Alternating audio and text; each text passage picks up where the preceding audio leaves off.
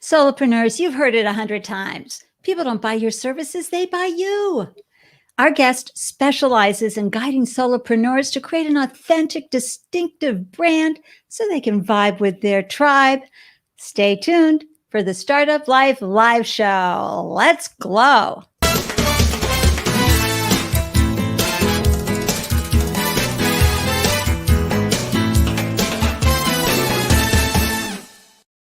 Hello, everyone, and welcome to the Startup Life Live Show. I'm your host, Ande Lyons, 4 times founder and a startup champion. And let me tell you, after raising 4 businesses of my own, it is a sincere pleasure to help newly minted business owners sleep through the night by giving them peace of mind. And I call that Ande-licious advice. And it's hardcore startup business strategies delivered with an abundance of joy and enthusiasm for the journey. Thank you for carving out time to up your founder game while cheering on a fellow founder. And for those of you watching now or via the replay, I would be so grateful for your support of the show by liking the video wherever you're watching. And if you're watching from YouTube, oh my gosh, a subscribe and a like, clicking that bell icon would mean the world to me. Thank you so much. All right, so I'm so excited to introduce our guest, Terry Pappy.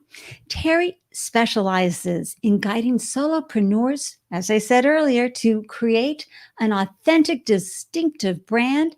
And she uses easy to implement growth strategies so that you can vibe with your tribe and generate more revenue. But that's not all Terry does. Terry is also the host of the Simplify and Multiply show, where she provides tactical, practical, and inspirational guidance on creating a solopreneur lifestyle business. That sounds delicious, right? And let me tell you what else she's up to. I love these multi-talented founders and goddesses. In 2020, Terry launched PappyClub, a 24/7 platform where solopreneurs access best practice training to grow their business and receive customized one-on-one implementation and support. By the way, Terry has a phenomenal free offer for the Startup Life Live viewers. I am so excited to learn from this phenomenal founder. Hey, Terry, welcome to the show. Well, hello. How are you, Ande? It's so good to see you again. It's so great to see you, Terry. Where are you hailing from today? I am in Palm Beach Gardens, Florida. So I am having a slightly rainy day. We got a front that just came through, but it is absolutely gorgeous here. And I'm very grateful to live in such a beautiful place. I am so happy for you because we've had nothing but it's like snowmageddon up here, only just to make things really exciting. It rained on the 2 feet of snow and then it will freeze tonight. And then we'll get another 8 more inches. So, it's life in New England, everybody, but it keeps us on our toes. But, I didn't put on the turtleneck and the heavy sweater today. I put on summer clothes because I knew I'd be hanging out with the Florida goddess and having this conversation. Right. Yay. So, Terry, I want to remind folks tuning in to please amplify your brand, share your business name, one-liner, your website, URL. We'll pull it up here on the screen and we'll both go, yay, for you. And you never know who's going to see that up there and go, I want to know more about that person and their business. So please put it in the comments and we'll do that. And sometimes on LinkedIn, I have to say, they don't always show your face. So I'm waving by, hi, how are you? Nameless LinkedIn user. That just happens sometimes. What are we going to do? And Ekaterina, how are you? How are things going with your business and everything you're doing? Hooray, hooray. Great to see you. Love the party hat. That's wonderful.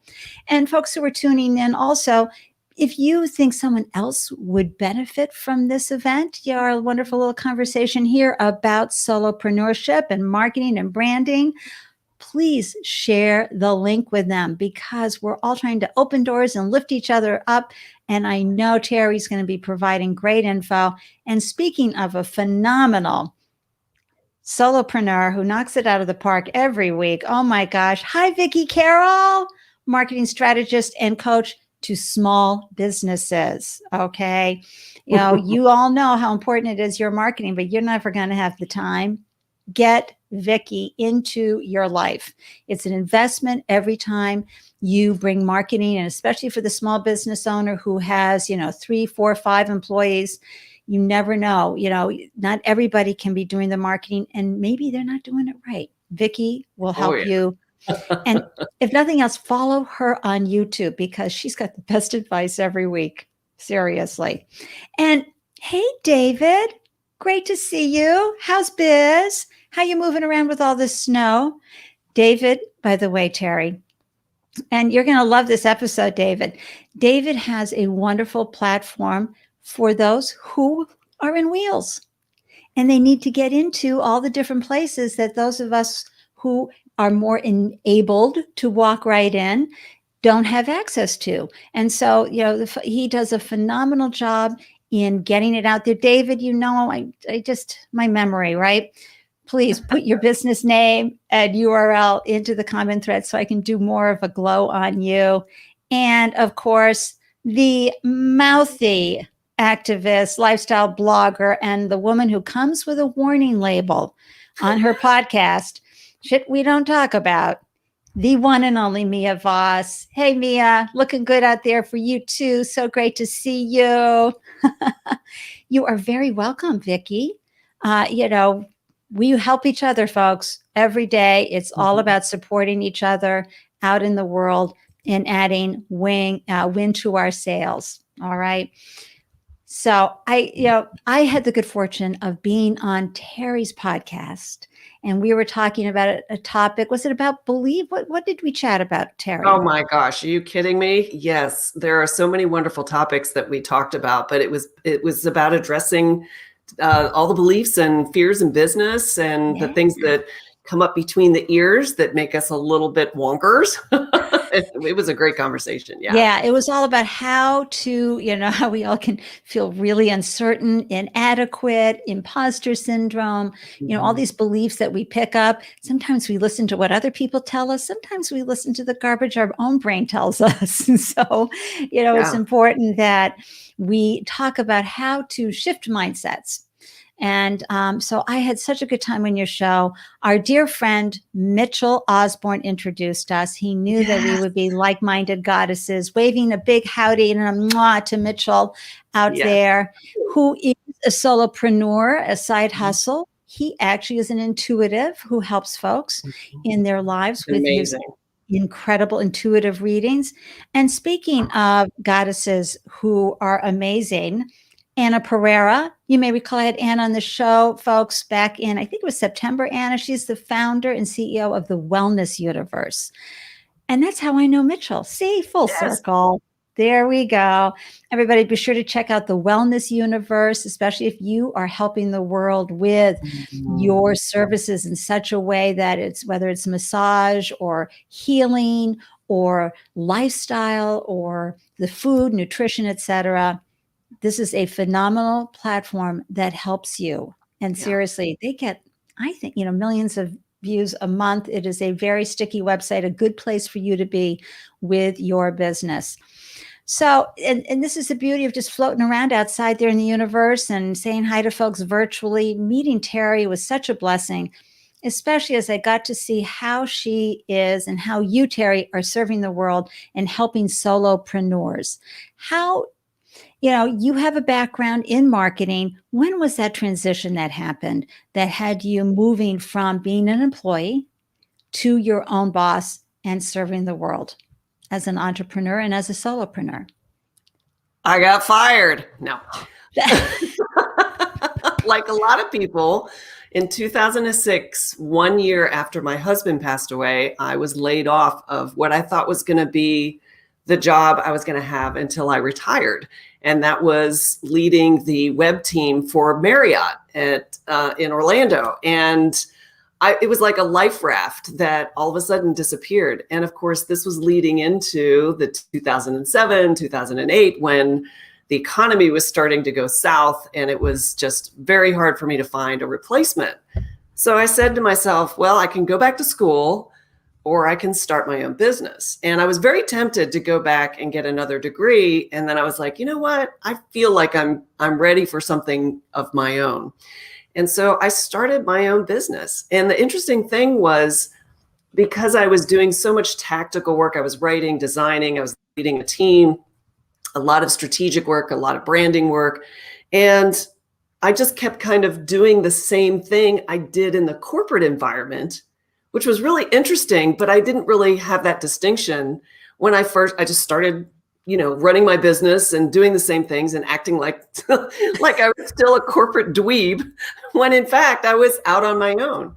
And boy, did I learn a lot of lessons in those early, that was 15 years ago, in those early years in my business that, Right. I really want to save people the pain from, as you're Well, starting out, which is why we're here today. yeah, and a couple of things happen. First of all, it's like, well, do I go to school and start a business? Folks, I can tell you from personal experience, there's no better personal or professional development program out there than becoming a founder. Am I No right, kidding. folks? Give me some hands up, right, Yes. Anna Pereira?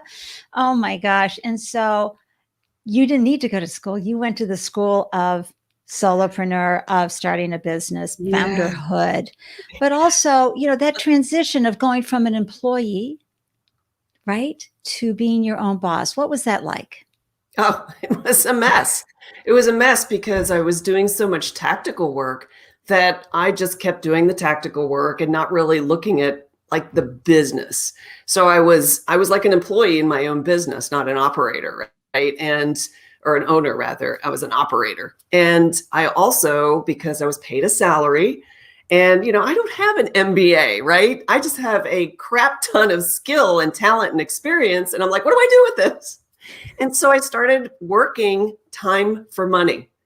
So everything I did was at an hourly rate, hourly rate, hourly rate. And so I felt like a freelancer, where people would just hire me to design a website or do some branding or, whatever, design something for print.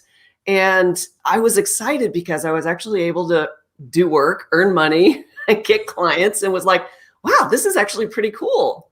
And then all of a sudden I started realizing this is not really fulfilling me the way it could. Right. Right.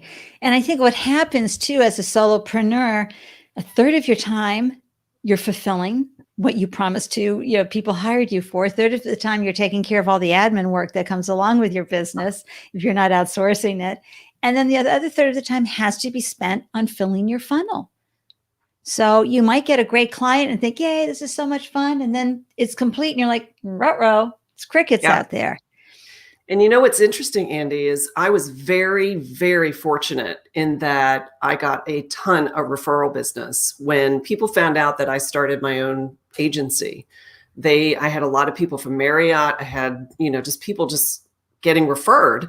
And next thing you know, I had like most of my clients were actually in Boston, where you're at. You're And I still have kidding. clients up there today, and I'm in Florida. So it's like, how did that work? But it's how that universe comes together. And, Sure. this person told that person. And it was the oddest thing, because I would say probably the first 10 years I was in business, I was in 100% referral business. I never had to market. I never had to advertise. I never did anything really. I mean, with maybe Okay, one or who's two watching minor. and going, "Aw, Yeah. we're so happy Right. for you," kinda. But see, here's the bad thing with that, because Okay. I got lazy. I got lazy, and I don't want to say an entitlement mentality, but like that was how, all of a sudden because of my experience, that's what I thought business was like. It's like, oh, I always get referrals. I take care of my clients. They're all going to be happy, right? Easy to Oh, feel that no. way. That only lasts so long, especially when you transition out of something where you had a Right, lot of exposure and had a good reputation and personal right. brand. And so when that started dying off, I was like, oop. And I had to backpedal and figure out a lot of different things. And it was hard. It was hard. Well, I mean, already you'd had a lot of, you had grief from the passing of your dear husband, and you had the grief of being fired, because folks, being fired never feels good. Even though we all know 98% of folks who get fired are so happy in the end that they did, and that window opened when that door closed, and every parable and homily and cliche out there is absolutely true, but it's a lot to take, and it's a lot to not feel personal about. And so what services were you providing when you set out with all your delicious referral business? Let me tell you what, I did anything and everything. Okay. I mean, For yeah, whom? I did. That could be interpreted a little bit incorrectly. So let me clarify. So my education and background is in creative design, visual communication. So I was a graphic designer. I did all kinds of design, anything, branding wise, layouts for websites, print collateral. So I did all that kind of collateral type stuff. Right. And then I also am a writer. I've written 5, 6 books now. I lose track. Published 6 books. And I love to write. So I've got that kind of like triple threat going on there. And so I did copy, I did, the design, I did the layout, and then I started coaching on sales and all of these different things. And one of the interesting things that I found out, Ande, was that a lot of my clients, if not all of them, really did not know their customer. They didn't really know them, right? And they made a lot of assumptions about who their customer was, what they wanted, how to best serve them. Right. And it was really interesting because that's when I started developing the brand that I have today. And that's where Better 3 came from, because Better 3 is about better understanding of your customer, better communications, very consistent, well-branded, professional, and then better relationships, which is all about creating that referral business. So that's where Better 3 came from. Wow. And if it wasn't for the hot mess that my clients were in, I never would have helped them figure that out. And so I started doing qualitative research where I would get on the phone and I would talk to my clients' customers and I would interview them, but I never had a script or anything formal. I was just like, so what's it been like working with so-and-so? Because most of my clients at the time were some form of consultant or trainer or someone who had a business where they did B2B. Yeah. It wasn't a lot of consumer stuff. And it was amazing what I was able to suss out from that customer of theirs. And I could take that, see the patterns, and put together a strategy that Oh my gosh. changed their business. Gosh. That would scare me. Their business. And I loved doing it because I was good at it. It's like I kind of found this little new talent that I had. Life gave you, I'm telling you, a basket of deliciousness with this. And of course it was a soft landing in that you had that nice referral period as you processed for a few years. So, I mean, look, life happens for you, everybody. Let me just say, a little hello to a few more folks here. This is how we do it, folks. Thank you, Laura from Zaze. Put up your business name, your one-liner, or in case this is a couple of few liners, because the mission of Zaze is tremendous. Laura has a lot to say. Yeah, she does. And she's putting it out there. Please do the same thing so we can, clap and celebrate all the deliciousness that you're bringing to the world. Thank you for your incredible cold-pressed olive oil extra virgin EVOO. That's how we say it, right? Not only is Laura putting out this incredible olive oil, but it's all harvested by female farmers. Just putting it out there, folks. So you're helping the world in that regard. And I know it's so good to see you, Maria. Are you local? Maria runs the department here at Hult International School of Business. She works with entrepreneurs all the time. They're going through and getting their MBA who are from other countries. They are amazing. We love working with Hult International School of Business. And hey, Barbara, speaking of books, right? So Barbara has a whole series of books out that are amazing. So yeah, I mean, I think she can relate as well. And I absolutely am too, Vicki. So happy that you landed with the referrals and that you had that bit of a soft landing until you were able to then start implementing, Terry, how you wanted to help folks. Hey, Eleanor, good to see you. Happy 2021. Oh my gosh, from project manager working as a psychic intuitive. Look at that, Eleanor. That's phenomenal.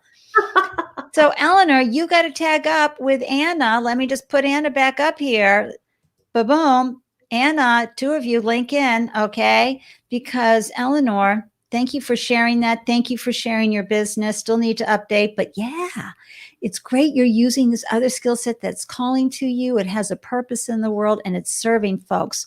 Love that. Thank you, Eleanor. And I agree, Laura. better three, right? We all need this, not just solopreneurs. We all need to know how to work with folks and our customers and where are they for our product as well as service. And here he is, the one and only Eric Cox, media prepared, so that when that mic comes in, you are ready to say what you need to say about your business. And Eric will help you be prepared. Founders, you know you're going to have that moment, cameras, light, action. Be prepared. Go visit and connect with Eric. And yay, thank you for sharing that, Barbara. The Lookbook Hunt Club. Woohoo! Really cool series. And, you know, she's been on Dale's show and talked to Dale, remember? Self-publishing Dale. He was on your podcast as well. Terrific human.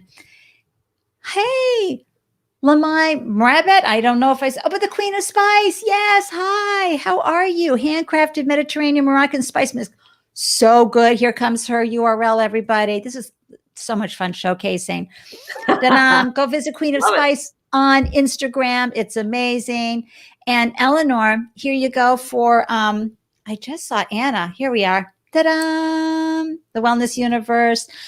Barbara, it is a scavenger hunt book series, okay? For families looking for a safe, socially distanced activity. Wonderful, wonderful. Yay. We're connecting people. Things are happening. And we have Significard. Okay, a female-run tech startup whose mission is to revolutionize the greeting cards industry and support talented women artists. All right, folks, go follow Significard everywhere they glow. Follow all of these wonderful small businesses and where they're glowing. Add wind to each other's sail. Pivots are great. Who is this LinkedIn user? This happens sometimes on live streams on LinkedIn. Nothing I can do about that, but I love your point. Pivots are great and being agile. And we're going to talk about that right now with Terry, because whether you're a solopreneur or not, you need to know this information. Terry's going to start sharing about how to, I always say vibe with your tribe, but what it is making sure that your brand is pulled together in a way that you are going to find your folks who want to work with you, who want to buy your products a lot faster and a lot easier. Let's get started, Terry, shall we? You know, I gotta comment on Ekaterina's post because it made me remember my very first business was a greeting card business. And it was back in 1980. I'm dating myself here a little bit. It was like the mid 80s. And I started, this is what happens when you have a really super cool last name. My business was called Pappy Cards. And I actually designed and wrote all of my cards. That's where both of my biggest skill sets came together. And I had so much fun doing this. And I remember making them by hand. And then I got a printer involved and I won awards for some of my cards. And let me tell you what, this is a time right before Hallmark came out with gold crown stores. So this is a story that maybe Ekaterina, you know about, or you may not, but Hallmark actually didn't like the idea of independent card companies going in and selling their, basically renting rack space in their stores. And so what they did was they came out, this is so funny. They came out with this thing called Gold Crown. And for the retailers that had a Hallmark store, they said, listen, what we'll do is, since one of your biggest expenses is, real estate and all the overhead of the fixtures and everything, we'll give you 75% off of all of that stuff in your store if you make it exclusively Hallmark products only. And so what that did, well, of course, a retailer is going to be like, heck yeah, I'm in. And all of a sudden, I lost about 70% of my retail fronts. And that was, and not long after that, I had to close that business. I ran it for 3 years and I had a blast, but I could not make, talk about a volume. Not back then, because you had to be at a store then, Oh yeah, you totally had to be in a store. And there's no online presence. There were reps that, handled independent lines. And then all of a sudden they had this influx of all these card companies like myself saying, rep my line. And these poor gift shops that were not Hallmark were just inundated with all these cards. And, when you sell a card in a retail store for the card manufacturer, it's 50 cents if it's $1 sold by, like when you and I buy, it's a Keystone. Yeah. And you can't make money. No, you can't. But But we are not surprised that someone who has that great creative design capability and the ability to do copyright came together and did cards. And who knows, that may come back to you in the future as something. So as you saw your referral business slow down and you got it stable, you found your legs, your sea legs, your entrepreneurial sea legs, and going, okay, I like my business. I really like what I'm doing for folks. I really love getting the data that shows them, gives them the feedback to do better, because data helps people go, okay, I believe you. Yeah. And, in your interviewing, how did you then say, okay, I have to apply my own marketing skills. I have to figure out, how do I get people in my funnel? But also you had to figure out, how can I create something that will pay me while I'm sleeping? I.e., how do I avoid the consultant scenario for a business model, right? So that it's not time in and then the money and oh my gosh. How did that happen? How did you shift and what did you learn? And how, I know so many, like 3 or 4 questions at once at you. You do what I do, Andy. Your questions are like this long, and then your guest is like, oh. So first, just step out and say, okay, so here's how it was when all of a sudden my referral business was slowing down big time, and I realized I had to market myself. What did you learn there that you're able to share today? I'm not a marketer. That's what I learned. I'm not a marketer. I'm a great salesperson and I'm a great strategist and an excellent creative, but I suck at marketing. Still to this very day, I suck at marketing. And let's define marketing for everybody, because sometimes people forget what marketing is. Share. Yeah. So marketing to me is setting up the systems and the processes that will deliver leads to your business. Now, for all practical sense, of course, we can set those things up tactically. But when you're marketing, you have to have messaging right. You have to have all these things right. But I always felt like kind of ick, around the whole marketing thing and what that was and how it showed up in my business, because I'm such a relationship person. And I love, even though it's a stigma around consulting, I love building relationships with my clients, because for me, that's the most satisfying aspect of the work that I do, is getting to know who my clients are and working through that. So wouldn't that be called relationship marketing though? Possibly. I never looked at it like that though. You know what I mean? Yeah. Because I had such high integrity around building relationships that I never wanted to, connect. And, for a lot of people, marketing has a little bit of a stigma around it as well. Like it's manipulative or false advertising or bait and switch, because there is no barrier to publishing now. Anybody can put things out there. I was just on a webinar right before this broadcast, and I was like, wow, okay. I can't believe they're still using these old webinar formulas that are just they just don't work anymore. And it just breaks my heart to see someone who's super talented, has a lot, and they're using a marketing tactic that is just not effective. And I guess that's what kind of makes me have a little bit of disdain.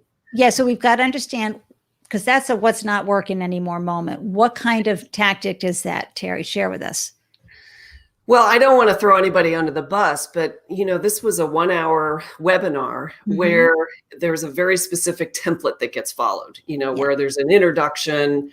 This is what you're going to learn today. And then you go through, and if this is you, then you're in the right place. If this is not you, then you're not in the right place, kind of thing. And then these are my qualifications to be telling you this. Here's my background, and this is what, how awesome I am. And then then they tease out little drips of content throughout the whole thing. Yeah. And then they say, wait till the end, and I've got a special offer for you, right?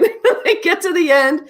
And, but what was frustrating for me was this is someone who is very skilled, but just used a formula that was not as effective as it used to be, because everybody's been through that gauntlet, if you will. And it's very frustrating because people lose interest and they start kind of putting you in a bucket of, oh, this is just like all the other people. And they find it difficult to extract any value for themselves because they feel that they're being talked to as a group, as a target audience. Like when the host is saying, you guys, and right, and making a lot of assumptions about the audience that are not true. And so the intimacy between the host and the audience is totally not established. So what would be the ideal way then, Terry? How would you say, okay, without giving too many secrets away? No. For me, it's all about just being yourself and giving what you promised you were going to give. So I do open houses once or twice a month, free. I just get on Zoom for an hour and I teach a topic. And the way I do it is it's very informal. It's just like this. Like I get on, I'm like, hey, I said, this is what I want to talk about today. And I make sure that everyone feels welcome, that they know that they can ask questions. And the way I structure mine, the way I'm doing it now, is I'll do anywhere from 15 to 25 minutes of the actual training. I always create a worksheet as a deliverable so they can actually, because I believe that we're all our own creators of our experience. So you can't really, just because I'm saying this is so, doesn't necessarily mean that it's so for you. Right. It's just a space for you to show up and try something and experience your own creative process. And so that's why I love worksheets with prompts in them. And it gets people thinking. It's very exploratory, very self-examining, but they create what they want to create because they're the generator of it. I'm not me, right? And so I do that training. And then what I do is I open it up for hot seat coaching.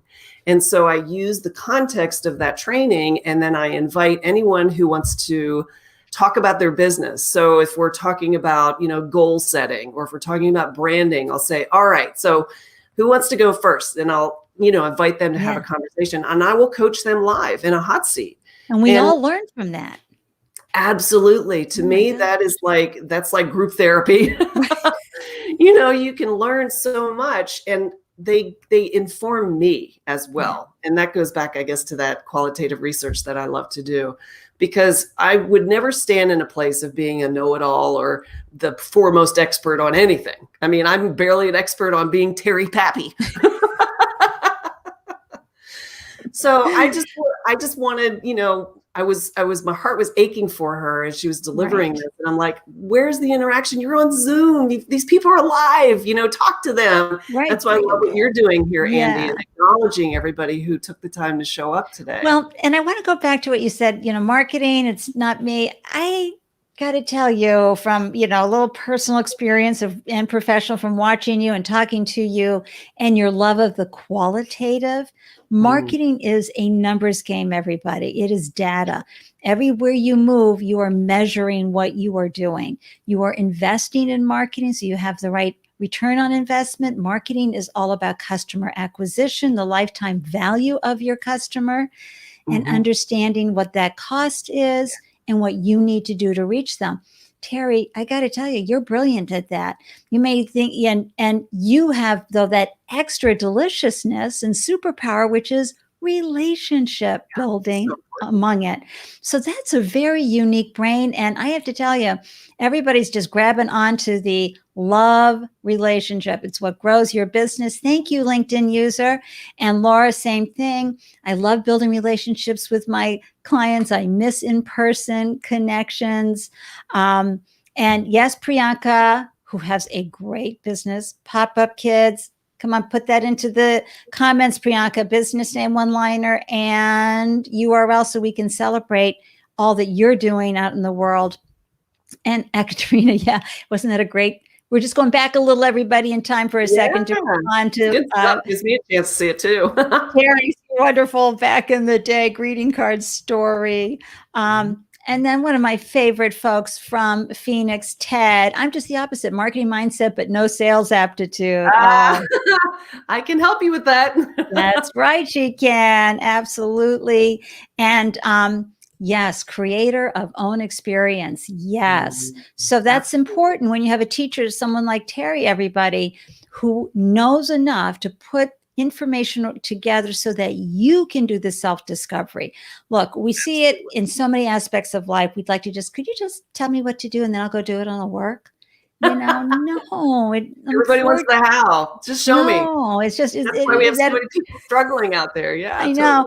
And unfortunately, you do have to do the work. It's kind of like your inner work. You'd like to go to that guru and say, tell me what to do and be, and I'll do that. No. You have to find that internally as well. So I love that about you, Terry. And hey, Louis, new connection. Mwah, good to see you here on LinkedIn. Thanks for tuning into the Startup Life Live show.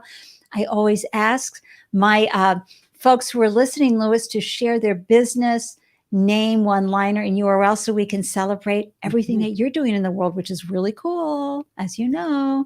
And then Laura says, wow, Ande, Terry sounds amazing. How do we access her monthly roundtable information session? Well, it's free. So how about that, right? How about that? We have a couple of things. Just go over to PappyClub.com and click on live events. Right, and they're there. all updated. I've got one tomorrow, actually. That's on pipeline and just like making sure you're set up with everything you need in order to keep that steady stream coming in. I have two in March coming up. One is about how to connect your charity, your favorite cause, with your brand and benefit those. That one I'm doing a lot of research with, and I'm talking to the coolest people. And then I have one later in March too about personal branding and being 1000% you. So yeah, I love these. I love these as much as I love doing my podcast. It's great fun. Oh, isn't that wonderful? And folks, I'm just going to throw this up now. I'll be throwing it up later too. But look what Terry is providing for the Startup Live audience. Cool. Wow. See, it's that graphic design happening, but it's a 1-hour strategic consult with the one and only Terry Pappy. And of course, she's going to deliver actionable information for you to move your business forward. 10-point brand and communications assessment. Grab yours here. Yes, you best be writing that down. I'll put the link into the comment threads and into the show notes, everybody. Yeah, but definitely seriously, take advantage of that. That's a brand new offering that I have. And thank you for that, Terry. The outcomes of that is it's like most of the things that people get from the assessment I was talking about are so easy to implement. It's easy little changes on the website. It's easy little positioning for the brand. And, just little consistency things that people just miss because we're so close to our own stuff, aren't we, Ande? I mean, it's like we can't see it, our own stuff. When I was doing pitch deck reviews, I would see it all the time. I'd be like, my gosh, how is it that they don't know this already? Almost understanding, but because they've been working so hard. But you bring in your filter and you're like, oh no, tweak this, tweak that, tweak this, and off they go, and bada bing, bada boom. Yeah. Wonderful. And I say that because, a lot of people think, oh, you're going to look at my stuff. I'm going to have to redo my website or I'm going to have to redo my whole brand. No. I'll tell you all the things you're doing right. Hey, that's a great feeling too, right, everybody? And I just want to say hi to Attraction and Action family of products, green products that profit our future, humanitarian missions. That is so cool. Share the URL too, my friend. And here is Priyanka's business, everyone. Pop Smart Kids. We are reimagining screen time to inspire the next generation of Terrys, writers, creators, and thinkers. That's wonderful. And Terry, what I love about Pop Smart Kids is that Priyanka, a tech goddess herself, knew that, telling a kid, stop that screen time, taking them off was just never going to work. So how do we not have them disappear into the screen time? How do we create that, creative moments for storytelling and writing, but as a family as well? So mom and dad or other siblings can get involved in the storytelling and making good use of screen time as well as fun time. Thank you, Priyanka, for sharing that. So Terry, now you discovered, that you needed to market for yourself and start bringing it in. When did that start transitioning to more of a deliverable for you as a founder? Well, it was it came out of a client need. And so I would say probably 2016 or thereabouts, I had a client that I'd had since I started, someone I worked with at Marriott. And this gentleman was a consultant in the customer experience space and very, very good. Came up through hospitality. He was just amazing. And so he called me one day and I'd done all his branding, built all his stuff. And I even designed a cover of one of his books. Beautiful. Roy Barnes. He's awesome. Well, let me put that up again. I didn't have you in full screen. There we go. Customer experience, daily advice for better customer service. I love that. So he said to me, he says, Terry, I want to start speaking. And I'm like, okay, well, you kind of are. He's like, no, no, no. I actually want it to be a source of revenue. And I was like, okay, well, let me do a little research and figure out how I can help you do that. So I started looking into the professional speaking world and that whole industry, and discovered the National Speakers Association and the fact that they've got local chapters, and that there are hundreds of thousands of people that speak all over the world, and that is their main living. And so, a lot of us go to events and things, and there'll be a keynote speaker up there and they'll make a presentation, and we don't really think anything of it. We're just too absorbed in the content. But this is an amazing industry, and the National Speakers Association is a wonderful, wonderful association, and they take such good care of their members. So when I started doing research, I started realizing, wait a minute, I have another client who speaks, and then I've got that client of mine speaks as well. So all of a sudden I started seeing this pattern in my pre-existing clients. They also did speaking or some form of like panel moderation or something where they were using their voice to convey a message. And so I was like, So as I got more educated about the speaking industry and what it was like being a speaker, I started seeing so many hot messes as far as how people were presenting their brand, talking about what they did. Their messaging was just a nightmare, and they didn't have a clue. They were great on stage, but they were horrible in business. And so I joined NSA. I started going to local chapter meetings every month, and I started meeting some of the most amazing people. Wow. And then I kind of cornered this little niche, or found this little niche of helping speakers build a business with multiple streams of revenue, better selling systems, more consistent branding, and, not just so heavily relying on their keynotes, which for a lot of people that died when COVID.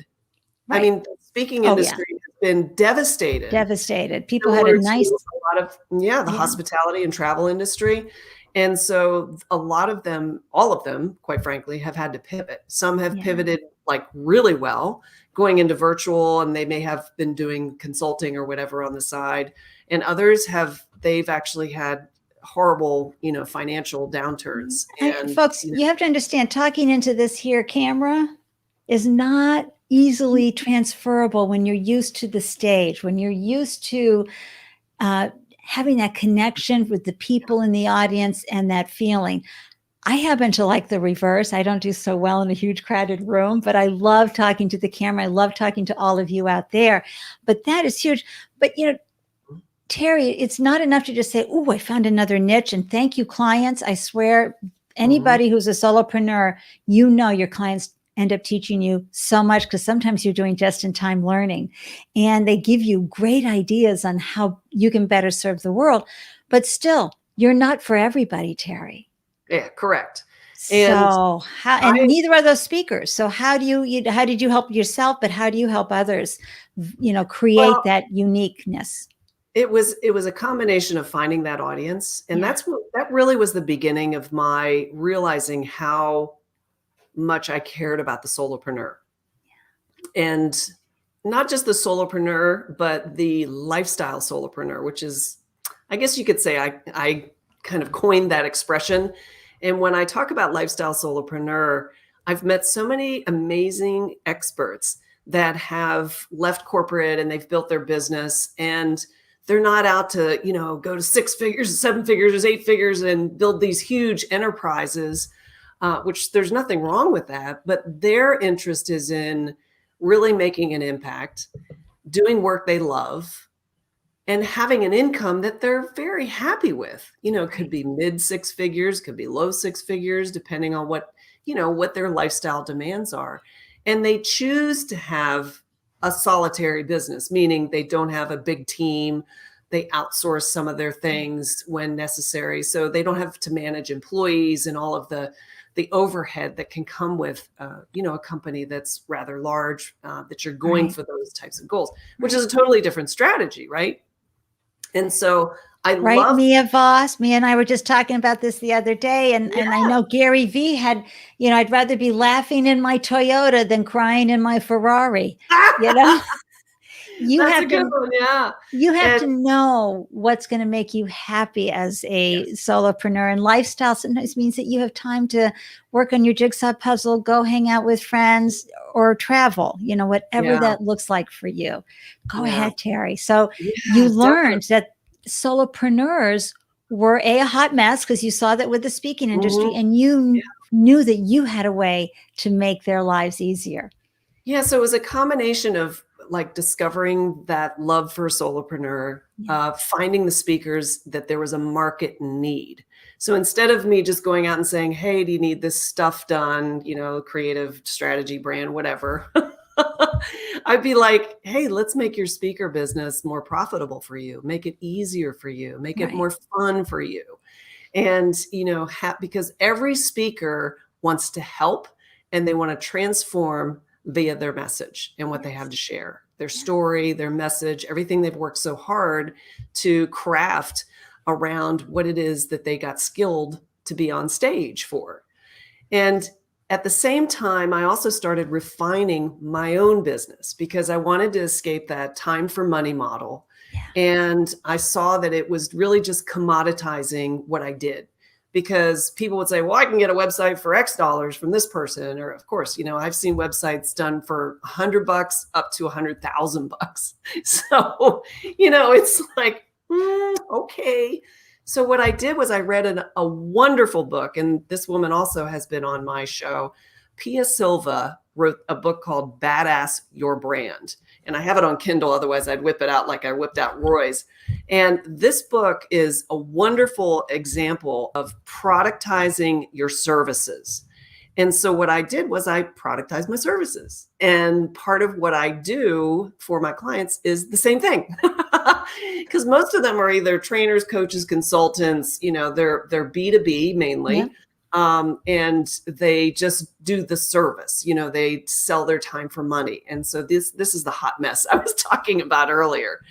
And so when I productized my services, it totally simplified my business. And that's what I wanted. I really wanted to have a simpler business, something that was easy for me to run. When I first started out, I had, writers and designers, like a traditional agency that worked for me as subcontractors. And it was a headache. It really was a headache for me to manage all these people. But yet I still needed to deliver, the value, the asset. And so when I started productizing, I focused on 3 core products that I knew were going to be home runs for my clients. So it was a combination, Andy, of really isolating the client that really I could help the most, that had the most market need, which is a big difference from assuming what people need and then discovering what people need and then figuring out how to deliver it to them, right? And then taking a look at my business and finding ways to make it more simple and honestly easier for people to buy. So instead of, this kind of arbitrary, subjective, website conversation or branding conversation or selling system conversation, I had a very distinct product that had a very clear definition, that was easy to understand, that was focused on results. And so in doing that, I started selling these products like crazy. And I was like, wow. And not only, thank you, not only were they selling well, but they were still enabling me to have an intimate relationship with my clients, to really get to know them, because that's so much of the approach I have. And that's important to you to have that. That's what's so fulfilling for you.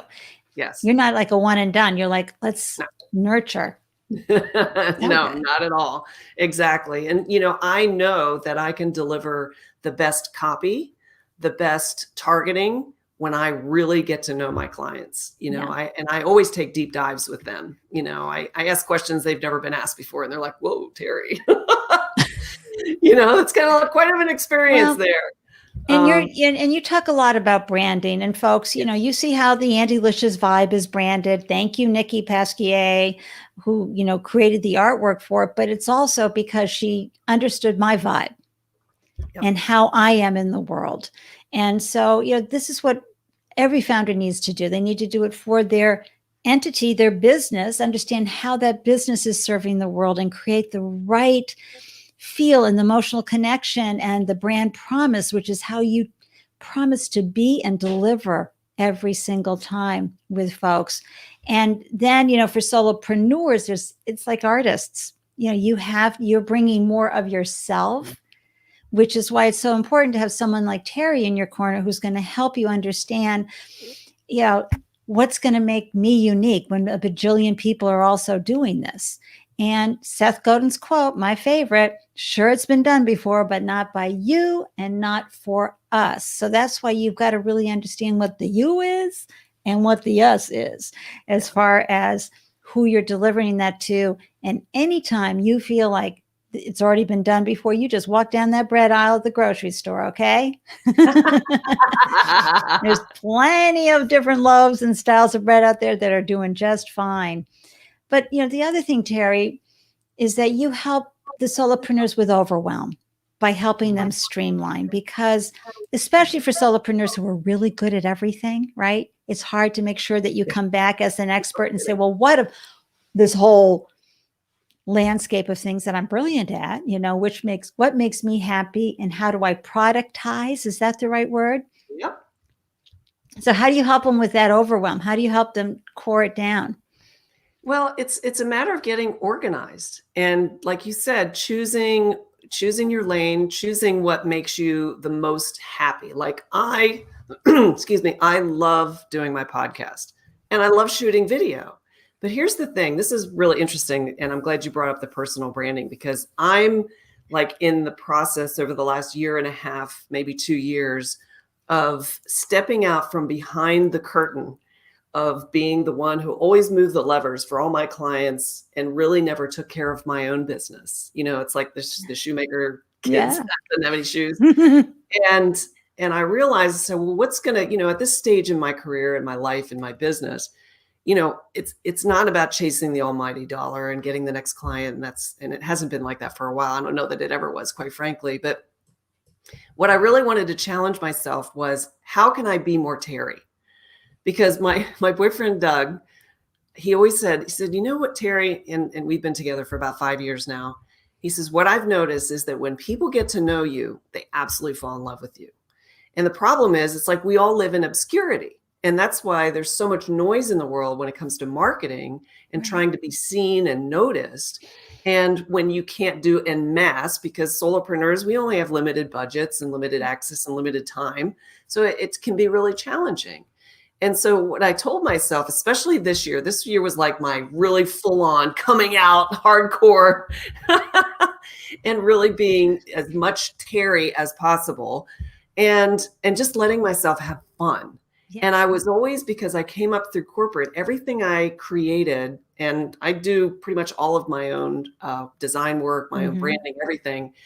And it always had kind of like this corporate feel. Right? This kind of very clean, very consistent, very corporate feel.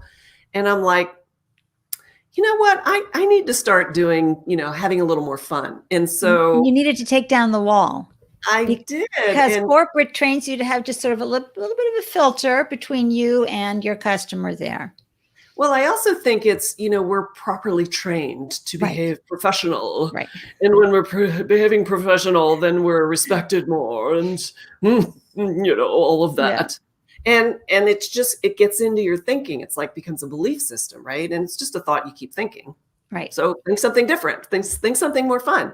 So I had a wonderful conversation with self-publishing with Dale, right? Yeah. Dale L. Roberts, who we all know and love. And he is a YouTube genius and very, very generous with his guidance. And he's like, Terry, you're amazing. You're awesome. You're this, you're that. And I'm like, stop it, Dale.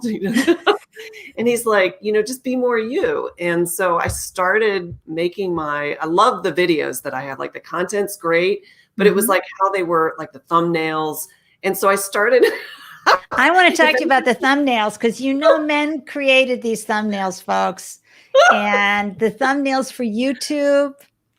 And I'm not here to make YouTube happy. I'm here to make my clients happy or, my audience happy. But go ahead. I'm interested to hear what you have to say. No. I crack up because I'm still like almost like embarrassed how I changed. And if you go to YouTubeTerry.com, you'll see the transition. So probably the last 2 months I've been putting up videos that have completely different vibe to them. And I'm laughing because oh my gosh, Andy, I had so much fun making these little suckers. I really did. And it's not even something I wanted to like put off to an outsource or anything like that. Terry, I that's wanted to do it. great. That's great. Yeah, Congratulations. so fun. And I felt so liberated because Yeah. it's like, you know what? This is what. So at the beginning of the year, I started my Monday motivators. So if you sign up to my newsletter list, which you can get on PappyClub.com, it's basically a challenge. So I have an inspirational quote. I got a 90-minute challenge that you can schedule for the week.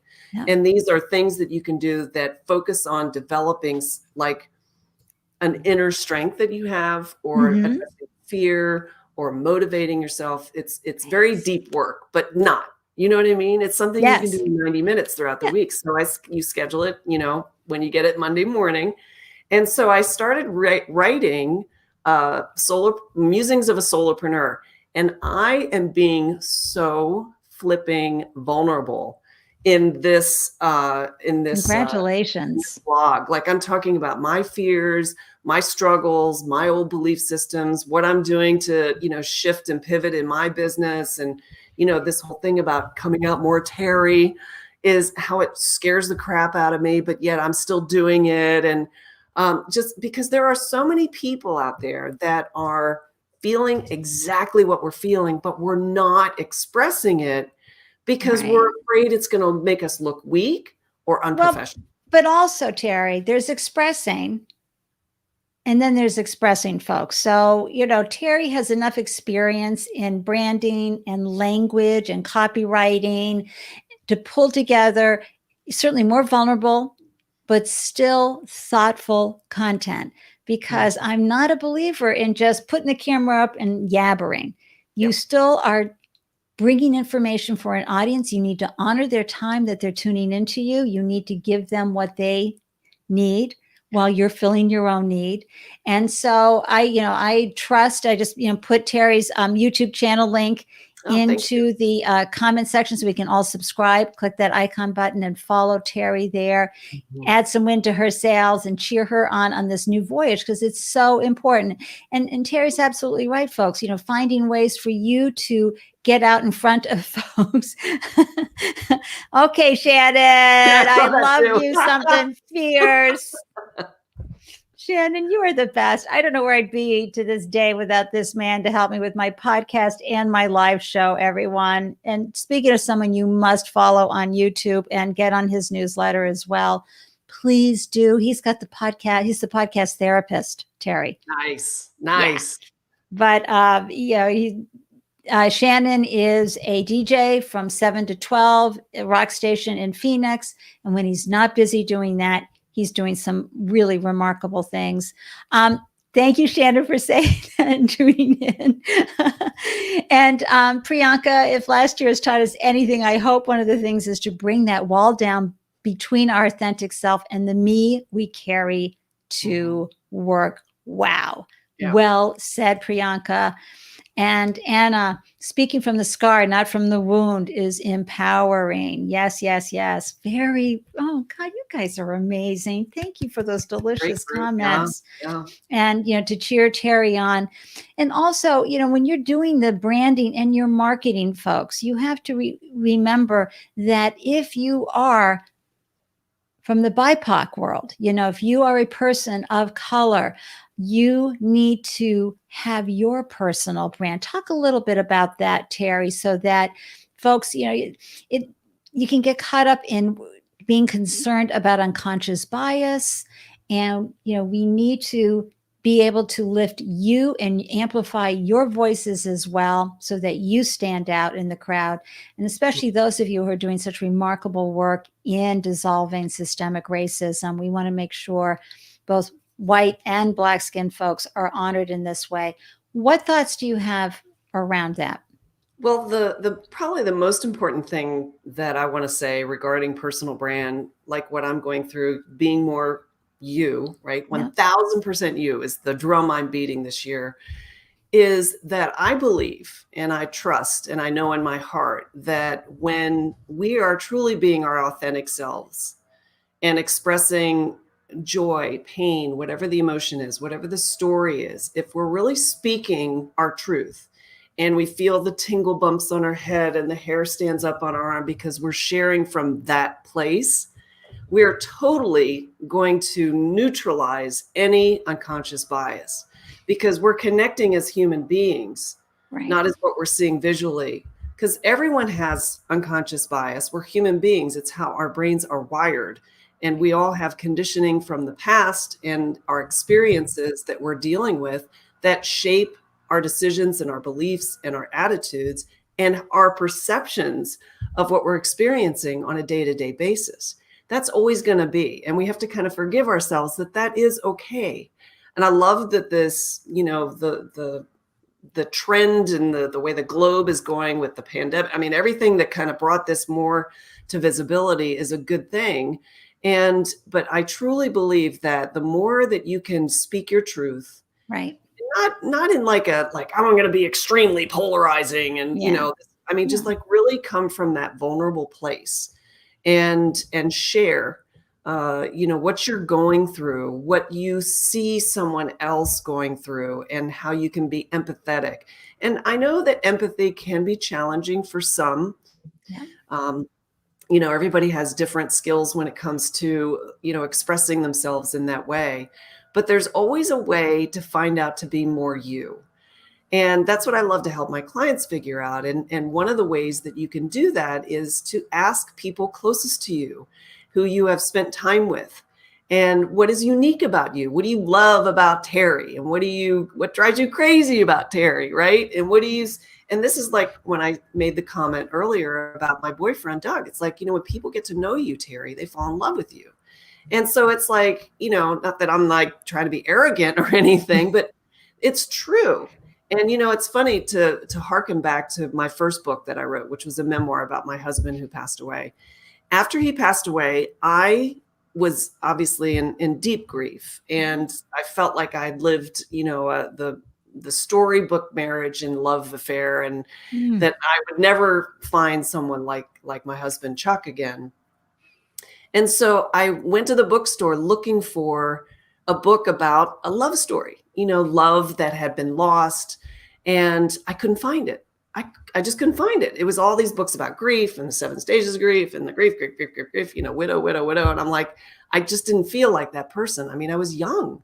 Yeah. And so I was like, you know what? I'm just going to write it because that's what I want. I wanted to know that someone else had gone through the same experience I did. I wanted to step into another story and say, yes, that happened to me. Oh my gosh. And I think when we look at people, especially solopreneurs who are building a good brand that is rooted in them being 1000% themselves, can be so powerful because we do relationships and we don't buy services, we buy our relationships with the people. So it's not your services, it's the person.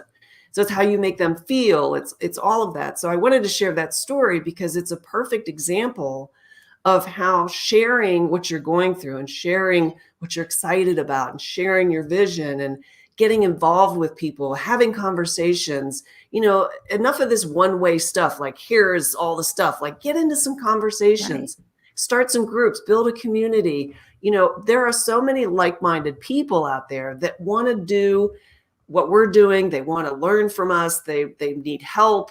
And they just don't know where to get it because we always have this kind of preconceived notion about how to fix things. And so we look for that thing. It's like where everything's, when you got a hammer, everything looks like a nail, right? So I just wanted to share that. That's probably Thank you for that.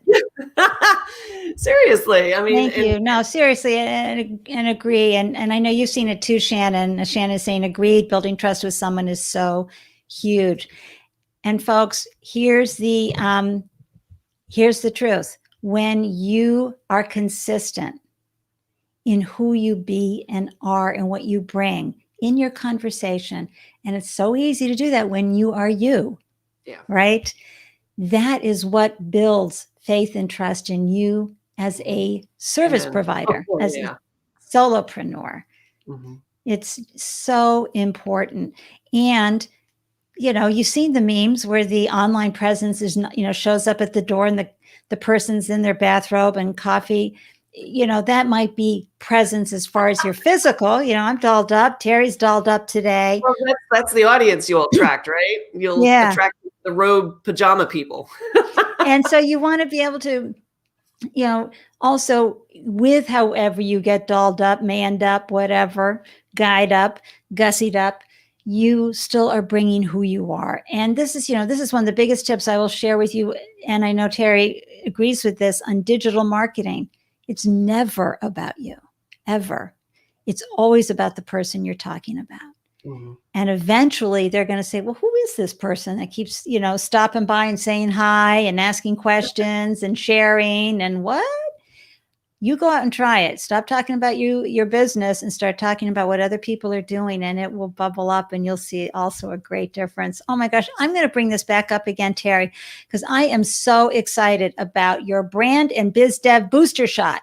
1 hour strategic consult with Terry Pappy. 10-point brand and communications assessment. Grab yours here, everybody. PappyClub.com/ all one word, Startup Life Live. Very easy to do that. We already have folks signing up for tomorrow. Okay. I saw a few folks saying there's three lovely new people. So that was a nice surprise. Yay. Thank you, Startup Life Live community. That is so delicious. I can't wait. I'm like so excited, Andy, to go back because I'm trying to be a good guest, pay attention to what you're saying. I want to go back and I want to connect with everybody that showed up today because it sounds like such a wonderful audience, and I'm going to be sticking around hanging closer to you, baby, because you got some cool people that are hanging on your they're doing so many cool things out there in the world, Terry. I mean, this is, Startup Life Live is certainly about hearing startup stories like yours and how you're serving the world, but it's also to celebrate. I tell all my viewers, swing by. You need a booster shot of like, wow, you're so amazing. Swing by and share your business. And I will be happy to glow all over you because it's a beautiful gift that you're being and that how you're showing up, Andy. And it's how to be a realist, how to be a straight talker, but yet everything that comes out of your mouth is full of love. Oh, and I love having people like you in my life because the integrity around how you show up and who you are is just incredible. And I tell people about you all the time. So I love being here with you. I was like, yay! Thank you, Terry Pappy, for that lovely testimonial. Thank you. And that feedback means the world to me, really. Thank you, David, for coming back with your business URL. Everybody go check out wheretowheel.us. This is a man making sure all bodies are welcome and where to find the best wheel accessible locations for you. Okay. Because we're here to help everybody. And thank you, Marie. Love seeing you in the comment threads. And thank you what you do at the Hult International School of Business here in Boston for founders everywhere. And yay, Shannon. Wink, wink. A great person to have on your podcast, by the way, Terry. Yes. He's so good. Any last thoughts before we wrap up?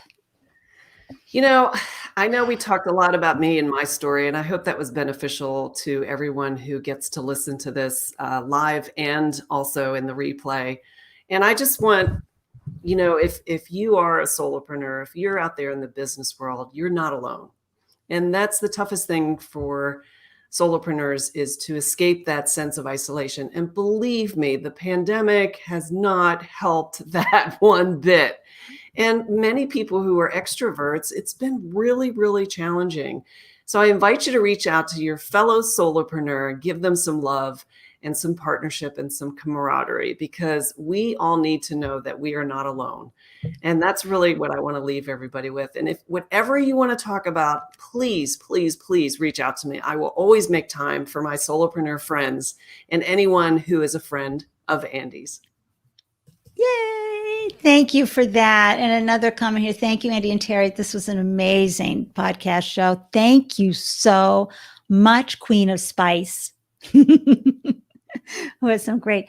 Terry, thank you so much for coming on and sharing your 1,000 times 1,000 delicious self with everybody, but also your incredible insights for branding as a solopreneur. You gave everybody a taste of how you serve the world while also adding value to their journey today and your deep empathy for what they're going through. So thank you so very much.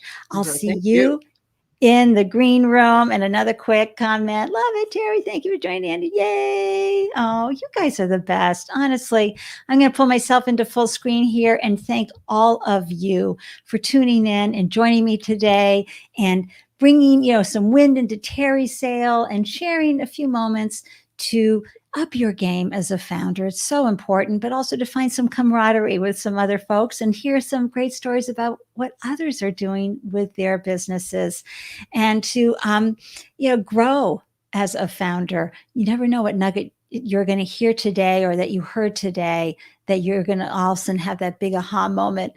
Few hours later, weeks later, you never know. But I want to talk about who's coming on the show on Friday, next on the Startup Life live show. Woohoo! It's Lily and Mariam. And let me tell you, Lily saw a hole in the market big time. And she knew that newly minted tech students enter the job market with little guidance on how to navigate their new industry, tailoring the resume and prepare for interviews and manage unconscious bias. So she partnered with top Fortune 200 companies, working closely with a network of industry experts. She launched Product South, and this Product South helps diverse tech talent learn the tips and tricks needed to have a successful career in tech. You're going to love Lily. She is a ton of fun and a tech founder who figured things out and is really serving an important need in the market. And how do you stay up on all the exciting things going on at Startup Life Live? You join the meetup group here, scan the code, visit that URL there, Startup Life, all caps live, and join the meetup group where you will receive an alert whenever I post a new show. So as I wrap up, I want to remind everybody, promise me you'll remember always, you're braver than you believe, stronger than you seem, take it in, and smarter than you think. And I know that you've got this. I believe in you. Thank you for spending time with me today. I'll see you at the next show. Okay. Love you all. Bye.